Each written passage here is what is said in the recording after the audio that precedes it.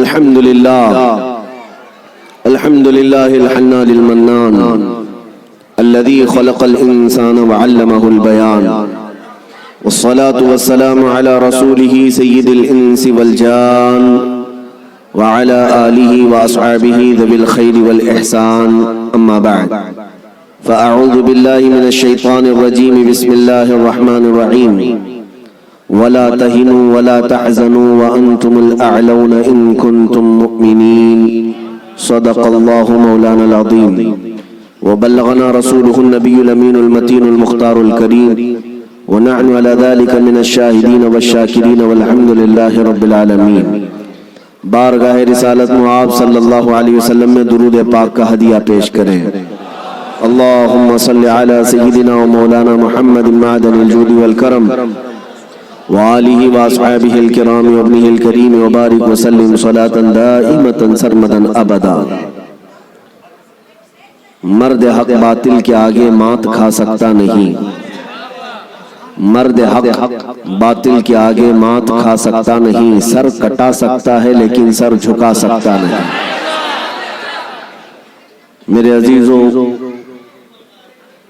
یہ روحانی اور بارونق منظر اور منبر نور پر جلوہ بار علماء میں اتنے جوشیلے علماء آپ کے پاس موجود ہیں۔ میری تقریر کی اب چندہ حاجت بھی نہیں ہے۔ نظامت اور شعر و شاعری کے جو شعلے ہیں میرے اندازے کے مطابق کافی دنوں تک آپ کو یہ گرم رکھیں گے۔ میرے عزیزوں، اللہ تعالیٰ تمہارا یہ جذبہ ہمیشہ سلامت رکھے۔ ہمارا ایک ہی مقصد ہے کہ اگر میرے مصطفیٰ کریم صلی اللہ علیہ وسلم کے نام پر ہمارا جوان بیدار ہو گیا تو اچھے اچھوں کی نیند ہم ہو ہی جائے گی۔ بس ہمیں جگانا ہی ہے۔ ہم نہ تلوار کی بات کرتے ہیں نہ بندوق کی بات کرتے ہیں۔ میری تقریریں اٹھا کر کے دیکھ لیں، جن لوگوں کو تکلیف ہے اور ہماری امیج ایک کٹرواد کی طرح پیش کرتے ہیں، ان سے میں کہتا ہوں کب میں نے بم بارود کی بات کی ہے، کب میں نے گولی بندوق کی اور تیز نیزے تلوار کی بات کی ہے؟ کبھی اپنے نوجوانوں کو یہ تمام چیزیں پکڑنے کی بات ہی نہیں کی۔ پھر بھی آپ کو خوف اتنا کیوں ہے؟ پھر بھی آپ کو ڈر اتنا کیوں ہے؟ ہاں، اتنی بات ہے کہ میں یہ ضرور کہتا ہوں کہ ہمارے نبی پاک صلی اللہ علیہ وسلم کے غلاموں کے ہاتھ میں کنکری بھی آ جائے تو بہت قیمتی ہوتی ہے۔ ہاں، ہم نہ تلوار کی بات کرتے ہیں نہ بندوق اور بم بارود کی بات کرتے ہیں، لیکن میرے عزیزوں، دل سے اور سینے سے نکلنے والی باتیں اس سے بھی زیادہ طاقتور ہوتی ہیں۔ یہ دنیا جانتی ہے، یہ دنیا جانتی ہے، اور اسی وجہ سے پورا کربلا کا واقعہ پیش آ گیا۔ آپ کبھی سوچ سکتے ہیں کہ ایک طرف نواسہ رسول امام علی مقام جو بغیر جنگ کے ارادے سے اپنے گھر سے نکلے ہیں، اپنا مختصر سا خاندان لے کر کے نکلے ہیں، لیکن جب وہ کوفہ آنے والے تھے، بیچ راستے میں آپ کو روکا گیا۔ آپ کے قافلے میں آنے والوں کی تعداد مختلف بتائی گئی ہے روایات میں۔ مسعودی کی روایت میں 135 لوگ تھے امام حسین کے ساتھ، اور دیگر روایات کے مطابق 82 لوگ تھے، 82 لوگ، عورتیں مرد سب ملا کر۔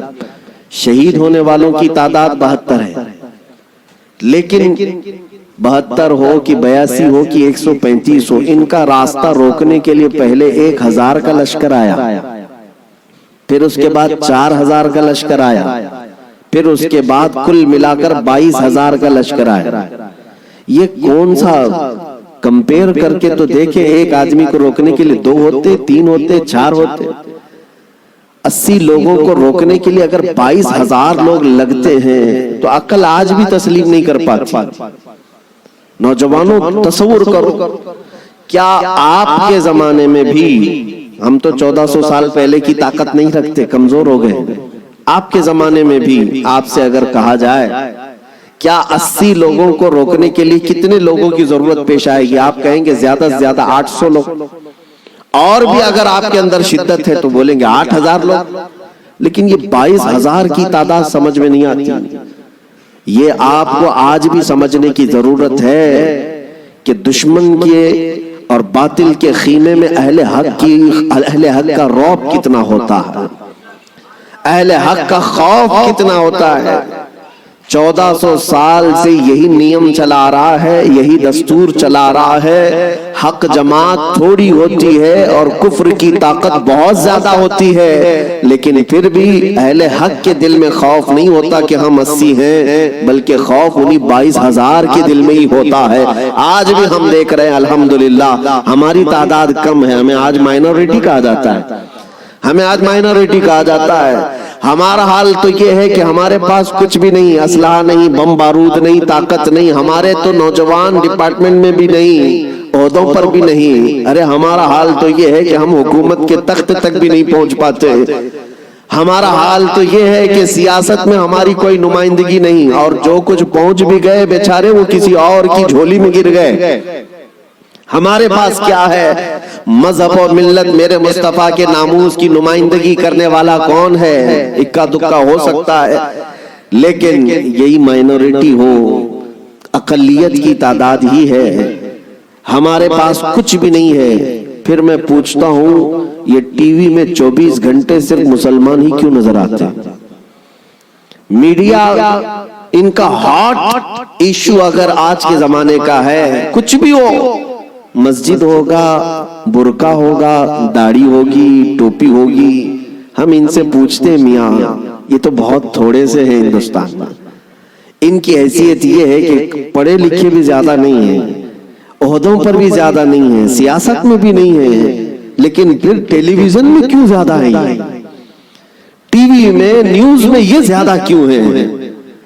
تو جانکار لوگوں کی طرف سے جواب آتا ہے کہ ساری دنیا آج تک وہ کربلا کا واقعہ بھول نہیں پائی ہے،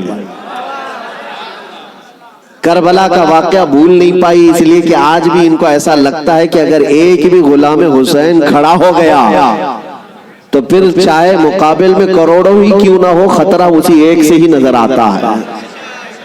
میرے عزیزوں ایک بات یاد رکھنا، ہم مومن ہیں اور ہمارے لیے موت کوئی حادثہ نہیں ہے، ہمارے لیے موت حادثہ نہیں بلکہ امام حسین نے ہمیں یہ سبق دیا ہے، موت ہمارے لیے شہادت ہے۔ اگر حق کی راہ میں کٹ گئے، مر گئے تو یہ ذلت نہیں، عیب نہیں، بلکہ رہتی دنیا تک مولا تمہارے نام کا یہ اعلان فرماتا ہے کہ اسے اب کوئی مردہ نہ کہے۔ جو اللہ کی راہ میں مر گیا اب اسے مردہ بھی کہنے کو منع کر دیا گیا۔ اس لیے یہ تصور ہمارے پاس ہے الحمدللہ۔ اور ایک بات اور بھی میں آپ کو بتا دوں، دنیا کو اگر آج کسی بات کا سب سے زیادہ خوف ہے تو کیا ہے؟ اقبال نے کہا تھا انگریز ہمیں ہزار توڑنے کی کوشش کرتے رہے، مارنے کی، کاٹنے کی، جلا وطن کرنے کی، حکومتیں چھیننے کی، لیکن اخیر میں تنگ آ کر کے کیا کہتے ہیں جانتے ہو؟ انگریزوں کی زبان سے نکلے ہوئے الفاظ کی ترجمانی اقبال کرتا ہے، یوں کہتا ہے شاعر مشرق، یہ فاقہ کش موت سے ڈرتا نہیں ذرا۔ مسلمانوں کے بارے میں انگریز یہ کہتے ہیں یہ فاقہ کش ہے، فاقہ کش کا مطلب ہے بھوکے رہتے ہیں، کھانے پینے کو ان کے پاس ہے نہیں، لیکن معاملہ یہ ہے یہ فاقہ کش موت سے ڈرتا نہیں ذرا، ہاں موت سے ڈرتا نہیں ذرا، روح محمدی اس کے بدن سے نکال دو۔ وہ انگریزی کہتے ہیں کہ روح محمدی نکالو اس کے بدن سے، ان کے کپڑے چھین لو، ان کی جائیدادیں کرک کر لو، ان کے بچے مار دو، ان کی حکومتیں چھین لو، کچھ نہیں ہونا ہے ان کے ساتھ جب تک ان کے سینوں میں عشق محمدی ہے، یہ پھر جمع ہوتے رہے۔ دنیا اس نقطے کو سمجھتی ہے میرے عزیزوں، اس لیے ہمارا وناش کرنے کی جو بات کرتے ہیں، یہ ان کی جب باتیں سنتا ہوں تو ہنسی بھی آتی ہے، مذاق نہیں۔ یہ اپنے گوفے میں بیٹھ کر کہتے ہیں کہ ہم 2 سال کے اندر پورے اسلام کا وناش کر دیں گے، ختم کر دیں گے۔ میں اکثر یہ کہا کرتا ہوں ان کو اپنے بدن کی کھجلی مٹانا نہیں آتا، اتنے دین اسلام اور اس کی حقانیت کو مٹانے کی بات کر جاتے ہیں۔ عزیزان گرامی، آپ تمامی حضرات کربلا ابھی سنے ہوئے ہوں گے، عشرہ مجالس میں آپ نے شرکت کی ہوگی، مولا حسین کی داستان کربلا سنی ہوگی۔ اس کے بعد اب جو آپ کو درس لے کر کے کھڑا ہونا ہے وہ کیا ہے؟ وہ فاضل بریلوی امام اہل سنت احمد رضا خان نور اللہ مرقدہ سے سنو، آپ نے یہ میسج دیا تھا، خوف نہ رکھ رضا ذرا تو ہے عبد مصطفیٰ، خوف نہ رکھ رضا ذرا تو ہے عبد مصطفیٰ، تیرے لیے امان ہے، تیرے لیے امان ہے۔ یہ ہم سب کے لیے میسج ہے۔ اگر آپ کو یہ لگتا ہے کہ میں مدینے کے تاجدار کا غلام ہوں تو خوف کو نکال کر پھینکو، کچھ نہیں ہونا ہے۔ یہ پھانسی کے پھندے، یہ جیل کی سلاخیں، یا تلواروں کی چمک، یا گولیوں بارود کی باتیں، یہ سب ہمارے لیے میرے عزیزوں موت کا ڈر نہیں بتا سکتی، اس لیے کہ حضرت مظفر حسین کچوچوی رحمۃ اللہ علیہ نے ایک بات فرمائی تھی، جب ان کو قید کیا گیا تھا جیل میں، تب انہوں نے کہا تھا مظفر کو مقید نہ سمجھ اے سیاد، میری اسیری بھی سنت آبائی ہے، ہمارا قید ہونا بھی ہمارے آبا و اجداد کی سنت ہے۔ اس لیے میں جس جگہ جاتا ہوں نوجوانوں سے ایک ہی بات کا خطاب کرتا ہوں کہ اپنے سینوں سے خوف نکالو، ڈر نکالو، اور اس بات کا یقین تم سے زیادہ کس کو ہے کہ ہمارا رازق اللہ ہے؟ اس سے زیادہ کون اس دنیا میں یقین رکھتا ہے؟ آپ ہیں، مومن ہیں، اللہ کی ذات پر یقین ہے آپ کو، ہمارے دانے دانے کا رازق اللہ ہے، اور ہماری ہر سانس کا مالک اللہ ہے۔ جب تک میرا مولا نہ چاہے یہ پوری طاقتیں مل کر کے میرا بال بھی نہیں نوچ سکیں گی، اور جب رب تعالیٰ کو منظور ہو تو ہم چونٹی سے بھی ہلاک ہو سکتے ہیں۔ یہ قدرت کے فیصلے ہیں۔ میں آپ کو بتاتا ہوں، سیدنا غوث اعظم عبد القادر جیلانی رضی اللہ تعالیٰ عنہ منبر پر خطبہ دے رہے تھے، بڑا مجمع، 70,000 کا مجمع، منبر پر جب خطبہ دے رہے تھے، عین خطبے کے دوران چھت پر سے ایک نہایت ہی کالے قسم کا سانپ نمودار ہوا، جس کی ہیبت ایسی تھی کہ مجمع میں سے لوگ ادھر سے ادھر ہونے لگ گئے۔ اس سانپ کی دہشت سے لوگ گھبرا گئے، لیکن وہ سانپ چھت سے اوپر سے آتے آتے سیدھے سرکار غوث پاک کے کندھے پر آ گیا، غوث پاک کے کندھے پر آ گئے، نہایت ہی کالے قسم کا زہریلا سانپ جس کو دیکھ کر مجمع منتشر ہو رہا۔ غوث پاک خطبے میں مصروف ہیں، اور اس کے بعد وہ سانپ آپ کے گردن سے آپ کے جبے میں داخل ہوا، آستین میں گیا، سینے پر آیا، دوسرے آستین میں گیا، گردن میں آیا، اس کے بعد تھوڑی دیر کے بعد وہ واپس ادھر ہی گیا۔ غوث پاک کے ایک جملے میں بھی لغزش نہیں ہے، خطبہ جس طرح چل رہا تھا اسی طرح چلتا رہا۔ اور اس کے بعد اس سانپ نے فصیح عربی میں آپ سے کلام کیا، کہا ہے عبد القادر میں آزمائش کے لیے آیا تھا، اس سے پہلے میں نے کئی لوگوں کو آزمایا، ان کے یا تو زبان میں لکنت آ گئی، یا تو پیر ہل گئے، یا تو پھر اپنا بیان چھوڑ دیا، لیکن تمہارا حال تو یہ ہے کہ ایسا لگتا تھا کہ تمہارے جسم پر کوئی چیز آئی نہیں۔ غوث پاک رضی اللہ تعالیٰ عنہ مسکرائے، خطبہ جاری رکھا۔ لوگوں نے پوچھا غوث پاک سے کہ یہ کیا تھا، اتنا بھیانک سانپ آپ کے جسم پر آیا، آپ کے جسم پر کوئی جنبش بھی نہیں، لغزش بھی نہیں۔ سرکار غوث پاک رضی اللہ تعالیٰ عنہ مخاطب ہوتے ہوئے ارشاد فرماتے ہیں، میرا نام عبد القادر ہے، میں قادر کا بندہ ہوں۔ کس کا بندہ؟ قادر کا بندہ، قدرت پر یقین رکھتا ہوں۔ مجھے اس بات پر یقین تھا کہ اگر میری موت آنی ہے تو اس سانپ کے ذریعے سے آ جائے گی، میرے ہلنے سے بچنے سے میں بچ نہیں سکوں گا، اور اگر میری موت نہ آنا ہو تو اس طرح کے سینکڑوں سانپ بھی میرے جسم کا کچھ نہیں کر سکتے۔ موت و حیات کی قدرت صرف میرے رب ذوالجلال کے پاس ہے۔ میں اسی یقین کے ساتھ خطبے میں مصروف رہا، وہ تو امتحان تھا، ٹل گیا۔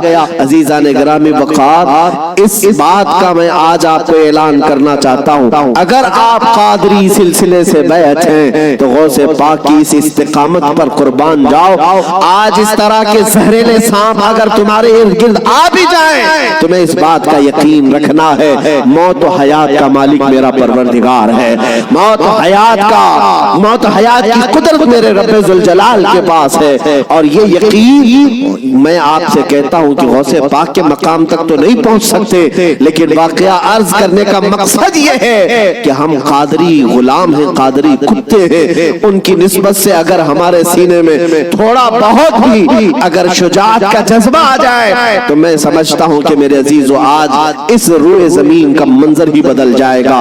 لوگ دیکھ چکے تمہیں ڈرا کر کے، دھمکا کر کے، انہیں اندازہ ہو گیا ہے کہ یہ تھوڑے پیسوں میں بک جاتے ہیں یا خوف سے تھر تھراتے ہیں، ڈر کر کے بھاگ جاتے ہیں، اس لیے دنیا تمہیں ڈراتی ہے، دھمکاتی ہے۔ لیکن جس دن تمہارے قدم ڈگمگانے سے رہ گئے، میں یقین کے ساتھ کہتا ہوں بجلیاں آئیں گی، طوفان آئیں گے، لیکن تمہارا کچھ نہیں ہو سکے گا۔ اللہ کریم تمہارے استقامت پر مدد نازل فرمائے گا، اس لیے کہ قرآن میں وہ کہتا ہے ان الذین قالوا ربنا اللہ ثم استقاموا تتنزل علیہم الملائکہ، بے شک جو لوگ اللہ کو یہ کہتے ہیں کہ ہمارا رب ہے اور پھر اس پر جمے رہتے ہیں، مولا فرماتا ہے ان کی حفاظت کے لیے مولا فرشتے نازل فرماتا۔ جمے رہنا، استقامت، ڈٹے رہنا، یہ آج تمہاری ضرورت ہے میرے عزیزوں۔ طوفان آئیں گے، آندھیاں آئیں گی، لیکن یہ نہیں ہے کہ تم میدان چھوڑ کر بھاگ جاؤ۔ دیکھو موت تو آنی ہے، کسی ہاسپٹل کے بیڈ پر آئے گی یا گھر کی چٹائی پر آئے گی، کہیں نہ کہیں آنا ہے، یا کسی حادثے میں یا کسی بیماری میں۔ لیکن اگر قسمت سے موت اس حال میں آئے کہ میں میرے نبی کا پرچم بلند کر رہا ہوں، نبی پاک کی عزت کی بات کر رہا ہوں، اور اگر اس حال میں موت آئے تو اس موت کا کیا کہنا؟ میرے عزیزوں، بزرگوں نے فرمایا جو ناموس رسالت پر مر جاتا ہے، روح نکلنے سے پہلے وہ اپنے سرانے پر مصطفیٰ کریم کا دیدار بھی کرتا ہے، نبی پاک صلی اللہ تعالی علیہ وسلم کا دیدار کرے گا۔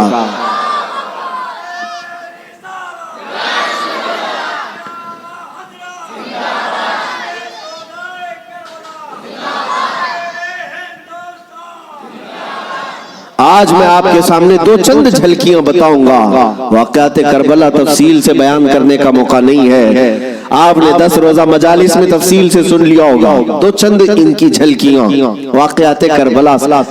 اور ایک بات میں بتا دوں، کربلا کے واقعات ماتم کرنے کے لیے نہیں سنائے جاتے، ہاں صرف اور صرف واویلا مچھانے کے لیے نہیں، غم اپنی جگہ پر۔ میرے عزیزوں، ہم سے زیادہ غم کون کرے گا؟ مولا حسین کا، اس لیے کہ ہم اہل سنت و جماعت ہیں، ہم سردار نوجوانان جنت کے سردار سیدنا امام علی مقام کی شہادت کا کیا غم نہیں کرتے؟ غم ضرور کرتے ہیں، لیکن آج واقعات کربلا کو سننے والے اور بولنے والے دونوں کے لیے میں آج ایک بات بتا دوں، صرف اور صرف رونے دھونے کے لیے واقعات نہیں بیان کیے جاتے، بلکہ ہر بزدل کو جوان شیر بنانے کے لیے واقعات کربلا سنائے جاتے۔ بلکہ میں تو کہتا ہوں اگر بیان کرنے کا انداز، میں تو مقرر نہیں ہوں، میں خطیب نہیں ہوں، میرے پاس کوئی انداز بھی نہیں ہے، میں تو اپنی گفتگو کرنے کا عادی ہوں، لیکن اگر سچا غلام حسین کوئی منبر سے بیان کرے، دیکھنا قسم رب ذوالجلال کی 80 سال کا بوڑھا بھی تمہیں 25 سال کا جوان نظر آنے لگ جائے، اس کا جذبہ جوان نظر آئے گا۔ مولا حسین کے واقعات سننے کے بعد میں آپ کو بتاتا ہوں، سیدنا امام علی مقام مکہ سے نکل کر کے کوفہ جا رہے تھے، بہتوں نے منع کیا آپ کو، لیکن آپ کے سامنے کوفہ کے خطوط موجود تھے، اتمام حجت کے لیے آپ تشریف لے جا رہے تھے۔ بیچ راستے میں کوفہ کا گورنر عبیداللہ ابن زیاد، حر بن یزید، یہ نام یاد رکھیں، حر بن یزید الریاحی کو 1000 کا لشکر دے کر بھیجا کہ حسین کا راستہ روک لو اور انہیں کوفہ کی طرف آنے نہ دو، دائیں بائیں ادھر ادھر چلاتے رہے۔ حر بن یزید کوفہ پہنچنے سے کافی پہلے ہی مولا حسین کا راستہ روک لی۔ توجہ چاہتا ہوں، حر بن یزید کس کی طرف سے آیا؟ وہ سپہ سالار تھا، یزیدی فوج کی طرف سے آیا، 1000 کا لشکر لے کر آیا، لیکن جب وہ آیا مولا حسین کے پاس، راستہ روک لیا اور کہا ہم آپ کو کوفہ جانے نہیں دیں گے، آپ بغاوت کر رہے ہیں وقت کے خلیفہ امیر المومنین یزید سے۔ ان کے ذوق میں باطل میں یہی تھا، اور اس کے بعد وہ راستہ روکے اتنی دور تک چلتا رہا، کبھی دائیں کبھی بائیں۔ امام حسین ایک جگہ پر جب پڑاؤ کرتے ہیں، ظہر کا وقت ہے، اذان ہوئی، نماز کے لیے جماعت قائم ہو رہی ہے. امام حسین نے اس حر بن یزید سے پوچھا جو 1000 لشکر کا سپہ سالار تھا, کہا ہم نماز پڑھنے جا رہے ہیں, ہم اپنی نماز پڑھ لیں, کیا تمہاری جماعت الگ ہوگی, ہماری جماعت الگ ہوگی؟ حر بن یزید نے کہا نہیں امام آپ ہی ہوں گے, ہم مقتدی ہوں گے, اقتداء ہم کریں گے. امام حسین مصلی پر ہیں, راستہ روکنے کے لیے جو آیا ہے یزید کا سپہ سالار وہ اقتداء کر رہا ہے, 1000 لشکریوں کے ساتھ اقتداء کر رہا ہے, ظہر میں بھی, عصر میں بھی, مغرب میں بھی, عشاء میں بھی, کنٹینیو جو نمازیں ہوتی ہیں نماز امام حسین ہی پڑھاتے ہیں, اور راستہ روکنے کے لیے آیا ہوا یزید کا سپہ سالار اقتداء کر رہا ہے. میں علماء سے کہتا ہوں میرے عزیزوں, بڑا عظیم نکتہ ہے, اگر حسین کے سچے وفادار ہو تو آج بھی ہزاروں یزیدی تمہاری بھی اقتداء کرنے کو تیار ہیں, کرتے ہیں, مجبور ہیں. اگر سچے حسینی بن جاؤ تو اقتداء تو ہوگی, لیکن جو بات مجھے عرض کرنی ہے وہ یہ, راستہ روکا اور اس کے بعد پھر پیغام آیا کہ امام حسین کو کوفہ کی طرف آنے مت دینا, کسی اور راستے کی طرف لے جاؤ. کسی اور راستے کی طرف وہ زبردستی لے گیا. پھر وہ میدان آیا جس کو کربلا کہا جاتا ہے, امام حسین وہاں اتر گئے اور ایسی جگہ پر آپ کو اتارا گیا جہاں پانی نہ ملے, دریا کے اوپر سارے یزیدی فوج کا قبضہ. اب سنیے, محرم کا مہینہ ہے, 7ویں آ گئی, 8ویں آ گئی, اس کے بعد یہ صلح مصالحت کی بھی باتیں چلتی رہی. امام حسین نے پیغام بھیجا تھا عبید اللہ ابن زیاد کو, 3 آپشن دیے تھے, کوئی قبول کر لو, لیکن وہ ظالم آپ کے خون کے در پہ تھے, مانے نہیں. 4000 کا لشکر دے کر بھیجا, پھر اس کے بعد تقریباً 15000 کا لشکر دے کر بھیجے, 15000 یا 16000 کا لشکر دے کر دوبارہ بھیجا. اب یہ 9ویں محرم آئی ہے, توجہ چاہتا ہوں, 22000 کا لشکر. امام حسین نے خطبہ دیا کہ میں تمہارے پاس جنگ کرنے کی نیت سے نہیں آیا, تم میری عظمت نہیں جانتے, میں فاطمہ زہرا کا بیٹا ہوں, حیدر کرار کا نور نظر ہوں, رسول اللہ کا نواسا ہوں, میرے خون سے اپنے ہاتھ رنگین نہ کرو, ان پر کوئی بات اثر نہ کرے. اس کے بعد حر بن یزید جو 1000 کا لشکر لے کر سب سے پہلے راستہ روکنے آیا تھا, وہ یزیدیوں کے پاس آیا اور کہا ان کی ایک بات تو مان لو, وہ جنگ کرنے نہیں آئے, اگر وہ صلح چاہتے ہیں تو ختم کر دیتے معاملہ. لیکن یزیدی فوج کے جو بڑے سپہ سالار تھے, عمرو بن سعد یا شمر, ان لوگوں نے کہا اے حر, تجھے مصالحت کرنے کے لیے نہیں بھیجا گیا ہے, تجھے فوجی بنا کر بھیجا گیا ہے, لڑنا ہے تو ہمارے ساتھ لڑو ورنہ یہاں سے دفع ہو جاؤ. جب یزیدی فوج کے بڑے سپہ سالاروں نے حر بن یزید کی بات نہیں مانی تو سنو, پورے مجمع میں وہی حر جو یزید کا سپہ سالار تھا اعلان کرتا ہے تمہاری سپہ سالاری تمہیں مبارک ہو, میں حسین کے خیمے میں جاتا ہوں.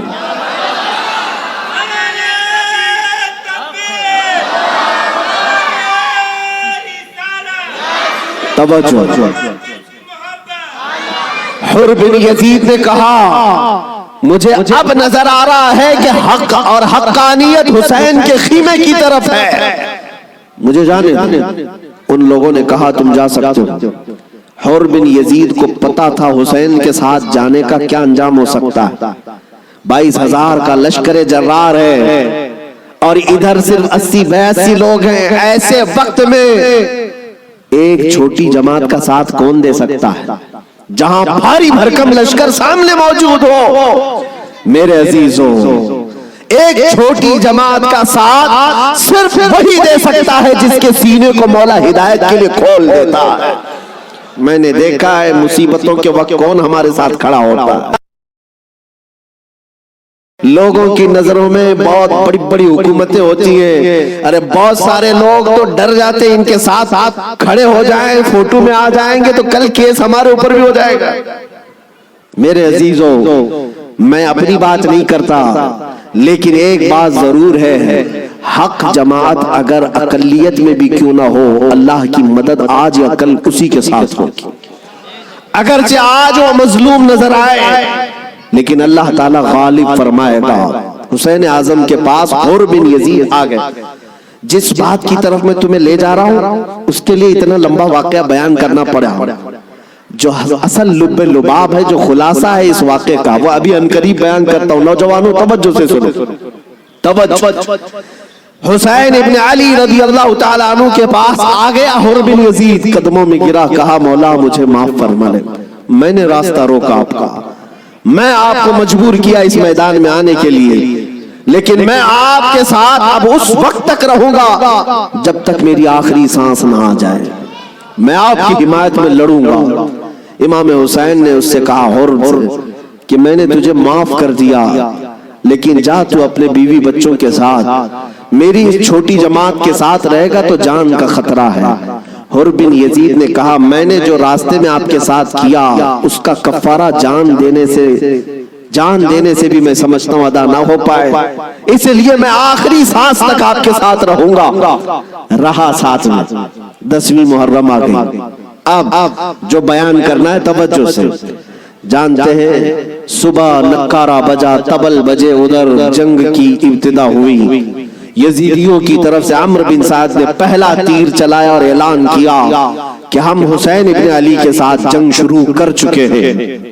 جنگ جب شروع ہو گئی، امام حسین رضی اللہ تعالیٰ عنہ کے اہل بیت کو کسی نے اترنے نہیں دیا. جو آپ کے ساتھی تھے، جو آپ کے ساتھ آئے ہوئے تھے، جو اہل بیت سے نہیں تھے، 5 صحابی رسول بھی ہیں مولا حسین کے ساتھ، صحابی رسول بھی تھے، وہ جب تک ساتھی رہے خاندان حسین سے ایک کو بھی میدان میں آنے نہیں دیں.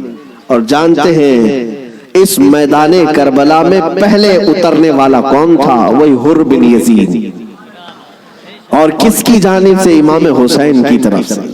ایک بات مولا قدیر و جبار کی تمہیں سمجھنا پڑے گا، اگر وہ ہدایت دینے پر آئے تو کفر کی طاغوتی طاقتوں میں سے بھی کسی کو ہدایت دے کر کے اس کو پاسبان اسلام بنا سکتا ہے، اور کبھی گمراہ کرنے پر آئے تو کعبہ کے قریب رہ کر کے بھی کوئی گمراہ ہو سکتا ہے. ہاں یہ بات سمجھ کر کے چلو. جب مولا تعالیٰ ہدایت دیتا ہے، ہم نے یہاں پر بھی دیکھا ہے کہ بابری مسجد کو شہید کرنے والے آتنکی بہت سارے تھے، لیکن ہم نے برسوں بعد ایک شخص کا نام سنا تھا کہ وہ دائرہ اسلام میں آیا اور نمازی بھی بنا، پابند بھی بنا، داڑھی بھی رکھا، بلکہ تبلیغ اسلام بھی کرتا رہا، تبلیغ اسلام بھی کرتا رہا. اور وہ یہ کہتا رہا ایک زمانہ وہ تھا جب میں ہتھوڑا لے کر کے گنبد کو توڑ رہا تھا، لیکن آج ایک زمانہ یہ ہے کہ میری پیشانی ہر جگہ سجدہ الہی کے لیے جھک جایا کرتی. مولا جس کو جہاں سے چاہے ہدایت عطا فرمائے. حر بن یزید امام حسین کی طرف سے پہلے میدان میں اترنے والے. اب میں آتا ہوں اسی بات پر جس کے لیے میں اتنا لمبا واقعہ آپ کو سنایا. مقابلہ دو بدو تھا، ایک کے بعد دیگرے مقابلہ تھا.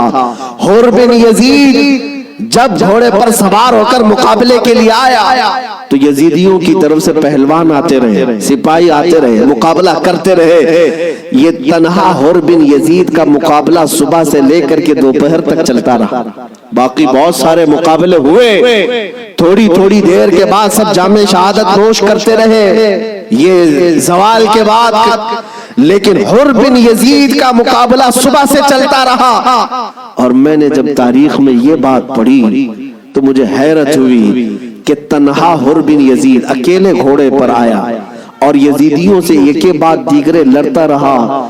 گھنٹوں کے مقابلے کے بعد جن لوگوں کو حر بن یزید نے مارا تھا ان کی لاشیں گنی گئی تو 120 لاشیں پڑی ہوئی تھی. یہی بات مجھے کرنا ہے، یہی بات مجھے کرنا ہے.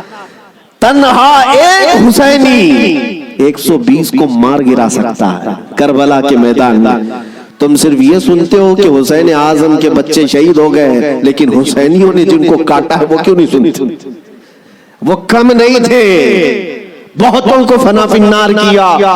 اب جو بات کہنی ہے وہ یہ ہے، حر بن یزید خاندان حسین سے نہیں ہے، اہل بیت سے نہیں ہے، انصار میں سے بھی نہیں ہے جو ساتھی وہاں سے آئے تھے، بلکہ ایک دن پہلے توبہ کر کے حسینی بنا تو دوسرے دن کی طاقت کا حال یہ ہے.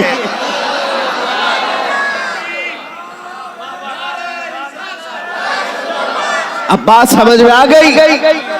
بات سمجھ میں آ گئی؟ ایک دن کا حسینی 120 پر بھاری ہو سکتا ہے، تو جو بچپن سے حسینی ہے وہ ہزاروں پر ضرور بھاری ہوگا۔ کیوں نہ بھاری ہوگا؟ اعلیٰ حضرت فاضل بریلوی رضی اللہ تعالیٰ عنہ نسبت قادریت پر فخر کرتے ہوئے کہتے ہیں، کیا دبے جس پہ حمایت کا ہو پنجہ تیرا، شیر کو خطرے میں لاتا نہیں کتا تیرا۔ عزیزان گرامی، نسبت قادریت پر جب اتنا فخر ہے تو نسبت حسینی پر کتنا فخر ہو۔ مولا حسین کی نسبت نے اچھے اچھوں کو جوان کر دیا، اور ان کے سگے بھتیجے امام قاسم نے، جانتے ہو عمر کیا تھی امام قاسم کی؟ یہاں بیٹھے ہوئے اکثر لوگ عمر میں بڑے ہوں گے بہت سارے، 19 سال کی جوانی تھی، 19 سال کی جوانی۔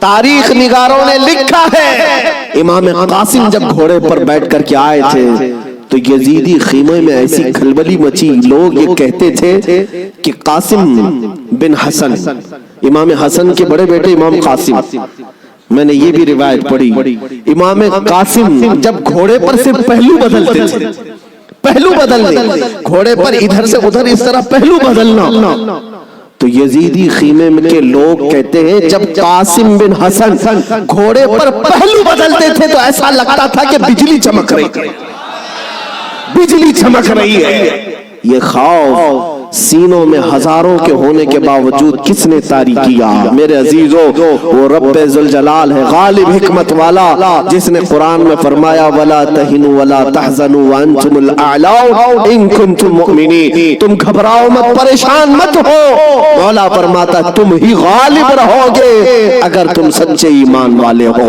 اگر تم میرے مصطفیٰ کریم صلی اللہ علیہ وسلم کے سچے غلام ہو۔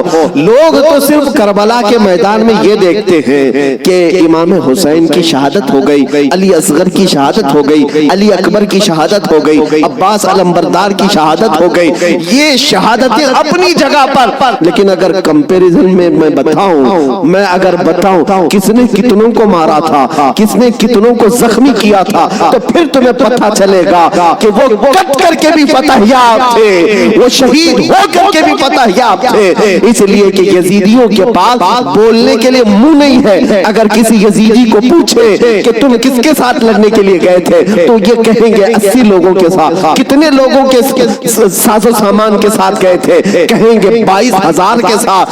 تو دنیا آج بھی ہنسے گی، 80 لوگوں سے لڑنے کے لیے 22,000 گئے تھے، کیا کیا لے کر گئے تھے؟ ہاتھی بھی تھے، گھوڑے بھی تھے، نیزے بھی تھے، تلواریں بھی تھی، بھالے بھی تھے، سب تھا۔ پھر اگر تم سے پوچھا جائے ساز و سامان کے ساتھ سہولتیں کیا تھی، یزیدی کہیں گے پورا پانی ہماری طرف تھا، دریائے فرات بھی ہماری طرف تھا، کھانا بھی ہماری طرف، پانی بھی ہماری طرف۔ پھر دنیا پوچھے گی ادھر کے خیمے میں حسین کتنی تیاری کے ساتھ آئے تھے، تو تمہیں منہ جھکا کر کہنا پڑے گا ان کے پاس صحیح قسم کے نیزے اور تلواریں بھی نہیں تھی، اور گھوڑے اور ہاتھی اور اونٹ بھی نہیں تھے، ان کے پاس تو 3 دن کی بھوک بھی تھی، پیاس بھی، اور اس کے علاوہ ان نوجوانوں کے پاس بھوک و پیاس کی شدت کے ساتھ ساتھ ساز و سامان جنگ بھی نہیں تھا۔ تب دنیا آج بھی کہے گی بھلا اس کو جنگ کہتے ہیں، بھلا اس کو مقابلہ کہتے ہیں۔ وہ حسینی اگر تمہارے ساتھ مقابلہ نہ بھی کرتے تب بھی قیامت تک حسین کی فتح کا پرچم لہرا رہا ہوتا، لیکن آج دنیا یہ دیکھ کر کے بھی کہتی ہے چلو تخت و تاج کے مالک ہونے کو اگر آج دنیا یہ کہتی ہے، طاقت والے فتح یاب ہیں، حکومت والے فتح یاب ہیں، تخت والے فتح یاب ہیں، توجہ سے یہ بات میں آج ذمہ داری کے ساتھ کہہ رہا ہوں، کل کو اگر مجھے کوئی پھانسی پر چڑھائے، کل کو اگر مجھے کوئی گولی مارے تو یہ بات میری یاد رکھنا میرے عزیزو، ظالموں کی حکومت زیادہ دیر تک نہیں چلتی۔ یزید کا تخت بھی تھا، تاج بھی تھا، حکومت بھی تھی، فوجی بھی تھے، سپاہی بھی تھے، لیکن آج جاؤ اس یزید کے تخت کو ڈھونڈنے کے لیے، محل کو ڈھونڈنے کے لیے۔ دمشق آج بھی موجود ہے، ملک شام آج بھی موجود ہے۔ دمشق اگر جا کر کے لوگوں سے पूछोगे वो तख्त कहाँ है जहाँ से हुकूमत की जाती थी, यहाँ से बैठ करके करबला के रेगिस्तानों में खून बहाया जा रहा था, यजीद कहाँ है, तख्त कहाँ है? वहाँ दिमश्क के रहने वाले शायद तुम्हारा हाथ पकड़ करके ले जाएंगे ऐसी जगह पर जहाँ पूरे दिमश्क का कचरा फेंका जाता है, जहाँ पूरे दिमश्क की गंदगी डाली जाती है, और लोग कहेंगे यहीं पर यजीद को दफन किया गया था। तुम नाक पकड़ करके भाग आओगे, वहां पर खड़े न हो सकोगे जहां यजीद को दफन किया गया था। ताज भी नहीं, तख्त भी नहीं, फौज भी नहीं, और ज़ुर्रियत औलाद भी नहीं। और फिर आओ करबला के मैदान में, फिर आओ इराक की सरजमीन पर, यहाँ किसी से जाकर पूछना, सुना है 1400 साल पहले यहाँ एक जंग हुई थी, करबला का मैदान था, रसूल के नवासे खानदान अहले बैत के टुकड़े कर दिए गए थे, उन्हें जामे शहादत पोश करना पड़ा था। वो मैदान कहाँ है? मेरे अजीजों, करबला का कोई भी आदमी तुम्हारा हाथ पकड़ कर ले जाएगा और कहेगा ऐ अजीज यहाँ वो मैदान नहीं है, यहाँ कोई वीरानगी और सहरा नहीं है, आओ तुम्हें ले जाते हैं, और ले जाकर ऐसी जगह खड़ा करेगा जहां से तुम्हारी नजर उठेगी तो सोने से कलई किया हुआ लहराता हुआ परचम हुसैन तुम्हें आज भी इस बात का ऐलान करेगा, शाह अस्त हुसैन, बादशाह अस्त हुसैन।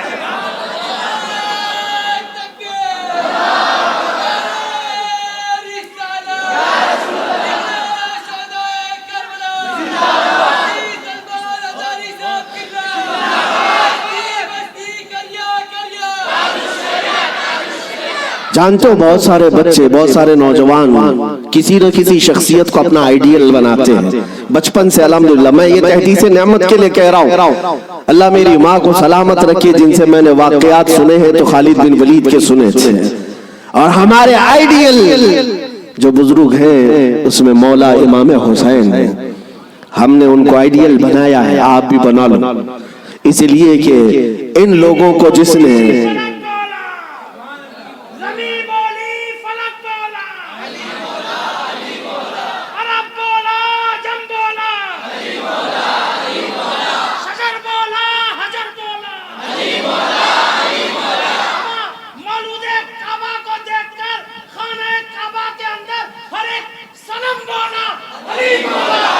अली मौला।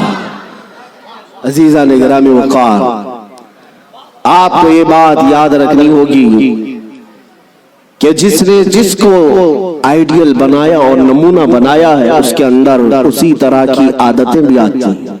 इसीलिए मेरे आका सल्लल्लाहु अलैहि वसल्लम ने इरशाद फरमाया, अपनी सोहबतें ढूंढ करके बनाओ, दोस्त भी बनाओ या किसी के पीछे चलो तो पहले देख लो। ये आज मैं बच्चों से कहता हूं, तुम ग्लैमर की दुनिया में जिन लोगों के पीछे भागते हो, समझते हो कि ये एक्टर स्टार है, इसके पीछे भागना एक फैशन है, भागते रहोगे ऐसे घड़े में गिर जाओगे जहां से निकलना ही मुश्किल है। हमने देखा है इन दुनियावी मक्कारों और अय्यारों के पीछे भागने वाले नौजवान कभी सुख से न रह सके, और इनकी हैसियत क्या है, फिल्मों में आकर के थिरक करके नाच करके मुजरे दिखा करके अगर लोग ये समझते हैं कि ये बहुत बड़े स्टार हैं, मेरे अजीजों जरा हुस्न बिखरने तो दो, बुढ़ापा आने तो दो, और जब फिर झुर्रियां पड़ जाएं, कमर टेढ़ी हो जाए तो फिर हम देखते हैं कितने फैन हैं तुम्हारे।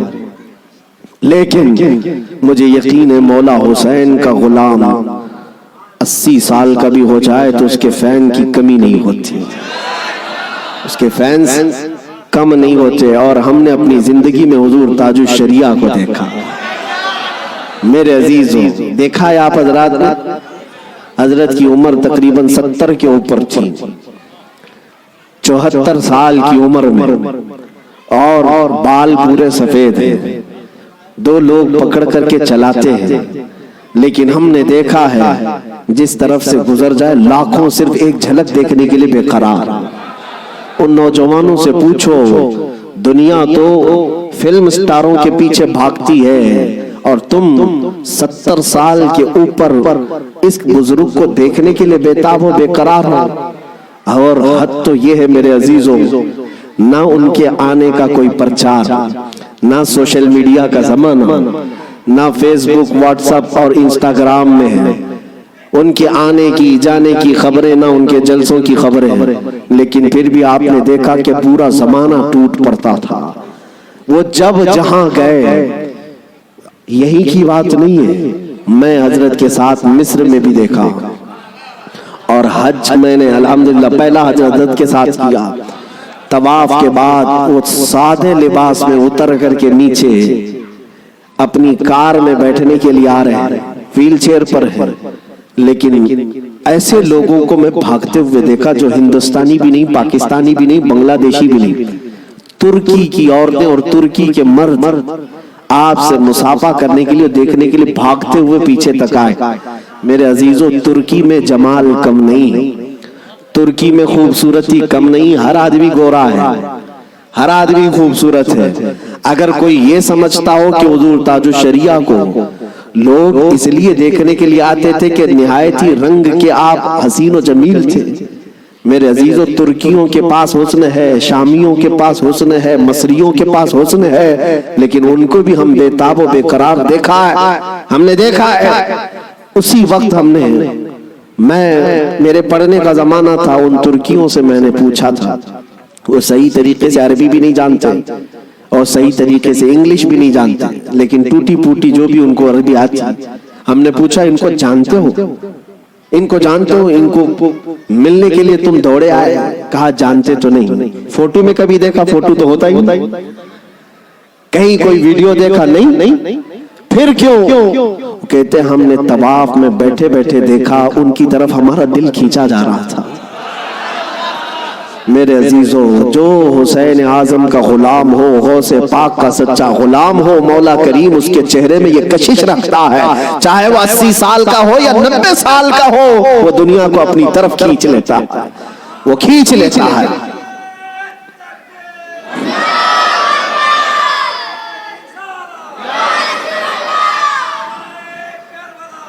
اب آؤ میں آپ کو بات بتا دوں، مر جانا، کٹ جانا، یہ ہماری انتہا نہیں ہے۔ اگر کوئی یہ سمجھتا ہے کہ ہمیں پھانسی دے کر کے یہ ختم کر دے گا تو اس کی خام خیالی ہے۔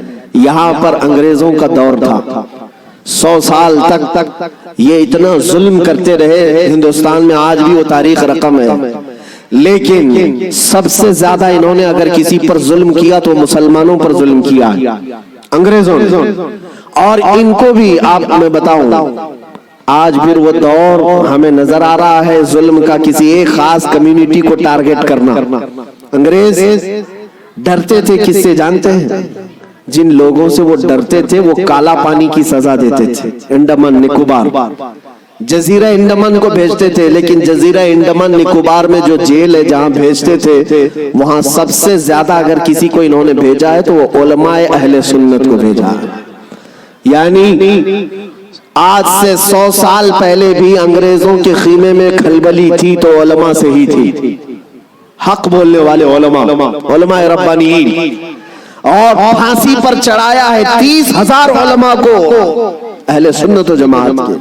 ایک بات میں آپ کو بتانا چاہتا ہوں، علامہ کفایت علی کافی رحمت اللہ علیہ، مراد آباد شہر کے رہنے والے ایک عاشق رسول، ان سے انگریز اتنا ڈرتے تھے کیونکہ جانتے تھے کہ ان کی زبان سے نکلے ہوئے کلمات سے اچھوں کے دل بدل جاتے ہیں۔ ان کو پتا ہے عالم ربانی، عالم حقانی کی زبان کو وہ توپ سے زیادہ اہمیت دیتے ہیں، کوئی توپ اور بندوق سے مارے اس سے زیادہ اہمیت ان کو ایک عالم ربانی کی زبان سے نکلے ہوئے حق جملے۔ اسی لیے کفایت علی کافی کو گرفتار کرنے کے لیے جانتے ہیں کتنے لوگ آئے تھے؟ انگریز فوج کے 3,000 لوگ آئے تھے ایک عالم کو گرفتار کرنے کے لیے۔ ہمیشہ دنیا کے ظلم نے یہ بتایا ہے کہ یہ بزدل ہوتے ہیں، ہمیشہ بتایا ہے انہوں نے کہ باطل خیموں میں اکثر مادہ ہوتے ہیں، ان میں شیر نر نہیں ہوتا۔ ایک اہل سنت و جماعت کے عالم ربانی کو گرفتار کرنے کے لیے 3,000 کی فوج آئی اور گرفتار کیا، اور انہیں گرفتار کر کے سزائیں کیا دی تھی جانتے ہیں؟ ان کے جسم پر گرم استری پھیری جاتی تھی، اور جب ان کی چمڑی جل جاتی تھی تو نمک چھڑکا جاتا تھا۔ یہ کفایت علی کافی رحمت اللہ علیہ تقریباً 1 ہفتے تک انہیں سزائیں دی گئی اور پھر کہا جانے لگا کہ تم فتویٰ بدل لو، تم اپنی باتیں بدل لو، ہم اپنی حکومت میں تمہیں اہم عہدہ بھی دے دیں گے اور ماہانہ وظیفہ بھی جاری کر دیں گے۔ مگر وہ کفایت علی کافی عاشق رسول تھے، بازار مصطفیٰ میں بکا ہوا غلام پھر کسی انگریز کے ہاتھ میں کیسے بک سکتا ہے؟ میرے عزیزوں، وہ کفایت علی کافی اعلیٰ حضرت سے پہلے کے ہیں، اعلیٰ حضرت سے پہلے کہ 1857 کی بات کر رہا ہوں، غدر جس کو کہتے ہیں انگریز، اس وقت کفایت علی کافی سے کہا ان لوگوں نے، آپ نے کہا میں اپنے جملوں کو اور اپنی زبان کو بدل لوں، وہ بھی میرا دین اتنا ہلکا اور سستا نہیں ہے، میرے جسم کو ابھی تم نے صرف استری سے پھیرا ہے، اگر ٹکڑے بھی کر دو تو میں اپنے اسی عزم پر باقی رہوں گا، اس لیے کہ کربلا کی داستان ہم نے بھی پڑھی ہے۔ میرے عزیزوں، کفایت علی کافی رحمت اللہ تعالیٰ علیہ کو 7 دن کے بعد تقریباً ایک چوراہے پر پھانسی کے لیے لایا گیا اور سارا مجمع بھی تھا، پھانسی پر آپ کو چڑھایا گیا، اور اس عاشق رسول سے انہوں نے کہا تھا کہ اگر کوئی آخری خواہش ہے تو بتاؤ۔